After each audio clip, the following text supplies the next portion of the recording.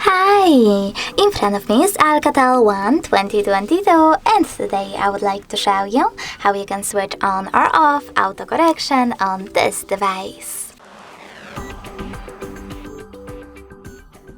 You need to start by opening Settings and scrolling all the way down.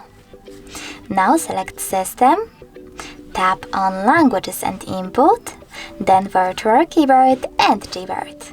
Over here you need to tap on Text Correction section, scroll down and click on this switcher next to autocorrection. As you can see, automatic text correction is now off.